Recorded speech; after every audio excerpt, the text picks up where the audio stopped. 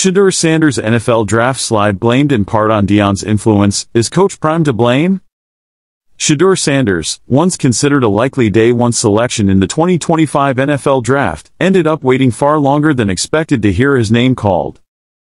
The former Colorado quarterback was selected by the Cleveland Browns in the 5th round at number 144 overall, capping off one of the more surprising draft slides in recent memory.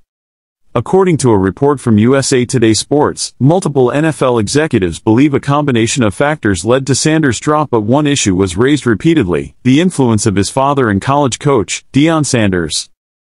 "It's never strictly football," said one team official familiar with the evaluation process. Another was more direct: "I think his dad's involvement hurt him."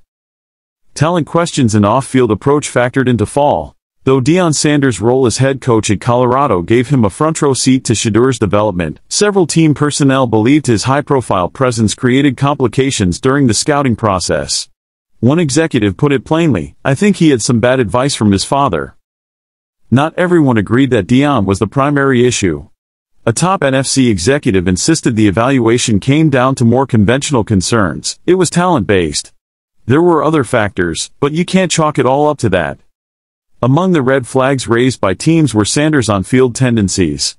He took 94 sacks over his final 2 college seasons, with many scouts citing a habit of holding the ball too long and struggling with pocket awareness. His arm strength was evaluated as solid but not elite, and there were concerns about how quickly he processed defensive schemes. His approach off the field also drew criticism from some within the league. Sanders' decision to skip the NFL Combine and limit his pre-draft interviews raised questions about his commitment to the process. Reports suggested he declined to meet with teams picking outside the top 5, allegedly stating, "You've already got a quarterback."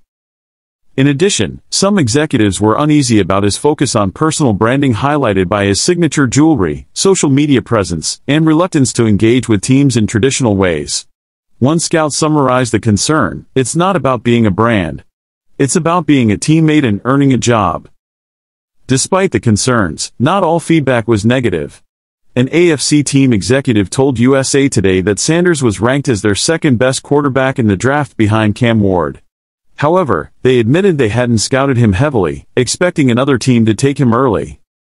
Sanders now enters a competitive quarterback room in Cleveland, aiming to prove doubters wrong. While his 5th-round status came as a surprise, it may also provide the fresh start he needs.